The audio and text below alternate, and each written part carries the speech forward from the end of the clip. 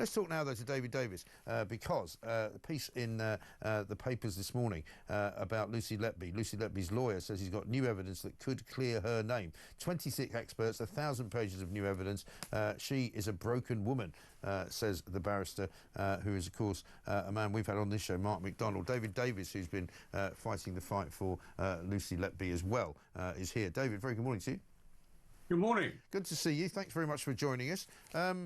What is this new evidence? I don't know whether you've seen it, and who are the new experts?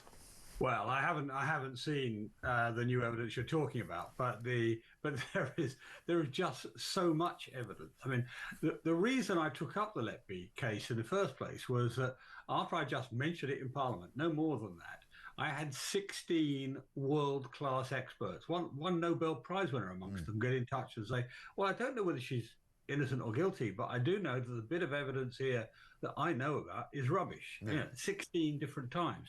And we keep seeing this every time we take a piece of supposedly critical evidence in the case to a world-class expert, whether it's Xu Li or whether it's the past president of the Royal Statistical Society or any of them. They say, oh no, this is wrong. They've misinterpreted, they've misunderstood it, they've presented, and that's what we're seeing over and over again.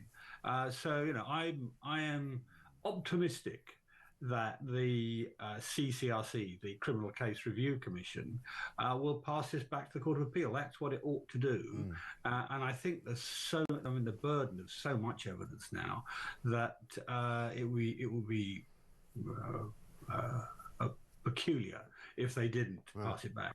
No, indeed. I mean, so far, though, they've sort of hidden behind this, well, there isn't really anything new, so we're quite happy with the first trial and we don't really feel like there's any need to have another trial, never mind an actual appeal. I mean, so how can you convince them otherwise? Well, I think two things are happening. I mean, firstly, the sheer burden of evidence, which Mark McDonald's obviously been talking about. But the other thing is this, that in the last year, what's become apparent is our method of handling miscarriages of justice is a disaster. I mean, you've had Andrew Malkinson, who was convicted of rape 17 years or so ago. 3 or 4 years after he was convicted, they found DNA evidence actually proving that he was innocent. You don't often find it as clear as that. It still took another 13 years to get him out. We've had Peter Sutherland, who was in for 38 years before he was exonerated, time and time again. And the CCRC has been falling down the job, which is why it's got a new chairman in Vera Baird, it's got new people, and it realises it's got to prove that it knows what it's doing. It proves that it's up to the job. And I think Lucy Letby is going to be one of the first cases where that happens. Yeah. And I mean, are you one of those who thinks it should be a retrial or it should be an appeal? Is there a preference for that? I think it probably has to be a retrial. I mean, you've got so many, and look, you've got other interests here which are incredibly important. The interests of the parents who will want to know the answer properly, not just well, we got it wrong last time. They'll want to know the answer properly, and I have some sympathy with that. So it needs to be a retrial, I think, but a retrial with proper experts. I mean, the truth of the matter is that the supposedly expert witnesses who gave evidence in the original trial really weren't as expert as perhaps the jury thought, and we have to have proper, literally world-class experts in front of a jury. Yeah, and also, funnily enough, since this particular trial took place, there's been a whole slew of information that's come out about different maternity units around Britain, which have sadly seemingly got an awful lot in common in that they're very much underperforming and in some cases deadly.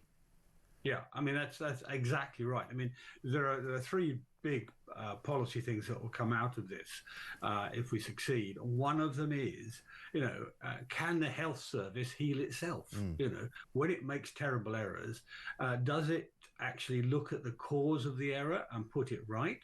And look, is this happening elsewhere? Or does it scapegoat somebody? And I'm afraid the truth of the matter, it's not just in Britain, by the way, but the truth of the matter is that typically big organizations like the health service tend to scapegoat people and sort of defend themselves, not defend the interests. Now, that means that there are literally hundreds of children who have died, probably unnecessarily over the years, because we haven't fixed the system before.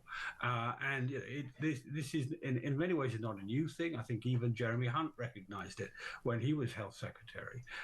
So, in the interests of all the as yet unborn children who go through neonatal units, we need to fix this.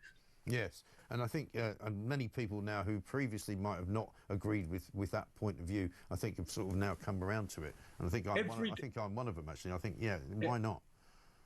Yeah.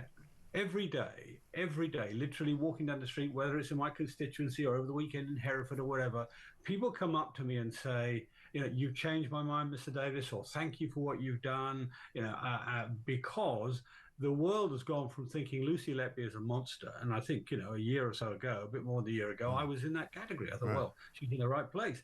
And it's now flipped around and thought, actually, no, this is wrong. Something terrible's happened here.